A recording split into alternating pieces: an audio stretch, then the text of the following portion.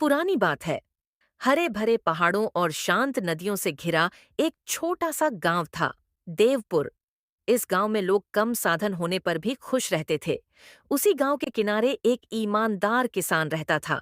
रामू उम्र में भले ही मध्यम था, लेकिन उसका मन बच्चों जैसा साफ और दिल सोने जैसा था। वह रोज सुबह सूरज उगने से पहले खेत में पहुंच जाता, मिट्टी को प्रणाम करता और फिर दिन भर ईमानदारी से मेहनत करता।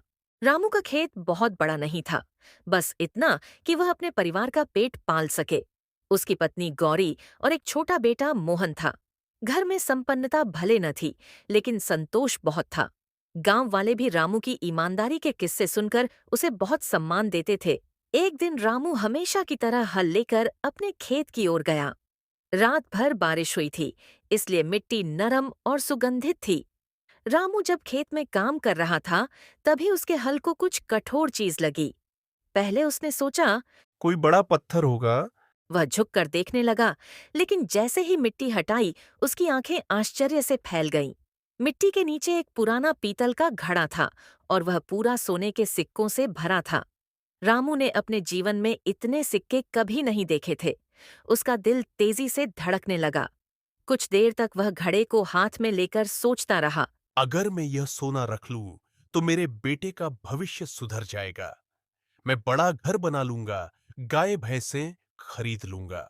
पर अगले ही पल उसके मन की ईमानदार आवाज बोली, क्या यह तुम्हारा है? क्या तुम जानते हो यह किसका है? किसी और की चीज रखकर सुख नहीं मिलता। उसने गहरी सांस ली और दृढ़ निश्चय के साथ घड़ा उठाया। वह जान चुका था कि यह घड़ा शायद गांव के किसी पुराने परिवार का होगा।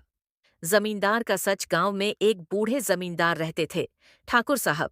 उनका परिवार पहले बहुत बड़ा और संपन्न था, पर अब अकेले ही रह गए थे। गांव में यह भी चर्चा थी कि ठाकुर साहब के पूर्वजों ने कभी किसी पेड़ के नीचे धन गाड़ दिया था, लेकिन वह स्थान किसी को पता नहीं था। रामू यह सब जानता था, इसलिए वह घड़ा लेकर सीधे ठाकुर साहब के पास पहुंचा। प्रणाम ठाकुर साहब, यह घड़ा आपके पूर्वजों का लगता है। मुझे यह मेरे खेत में मिला है। ठाकुर साहब ने घड़े को खोलकर देखा और उनकी आंखों में आंसू भर आए। बेटा रामू, मैं वर्षों से इसकी खोज में था, परंतु तुम इसे रख सकते थे, लेकिन तुमने ऐसा नहीं किया। तुमने आज मेरे परिवार की आखिरी निशानी लौटा दी। साहब, यह मेरा नहीं था।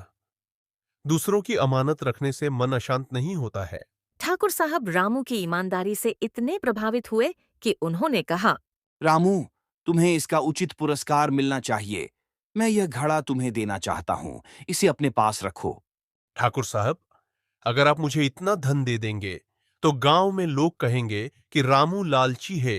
मुझे बस आपकी दुआ चाहिए। रामू की बात सुनकर ठाकुर साहब और अभिभूत हो गए। उन्होंने कहा, ठीक है, मैं यह घड़ा नहीं दूंगा, पर इतना जरूर करूंगा कि तुम्हारी मेहनत की कद्र हो। कल से तुम्हारा खेत दोगुना होगा। मैं अपने सबसे उपजाऊ खेत का आधा हिस्सा तुम्हारे नाम कर रहा हूं। यह ईमानदारी का सम्मान है, कोई दान नहीं। जैसे ही यह बात पूरे गांव में फैली, लोग रामू की ईमानदारी की प्रशंसा करने लगे। बच्चे उसे देखकर सीखने लगे कि सच्चाई का रास्ता भले कठिन हो, अंत में सबसे सुंदर फल देता है।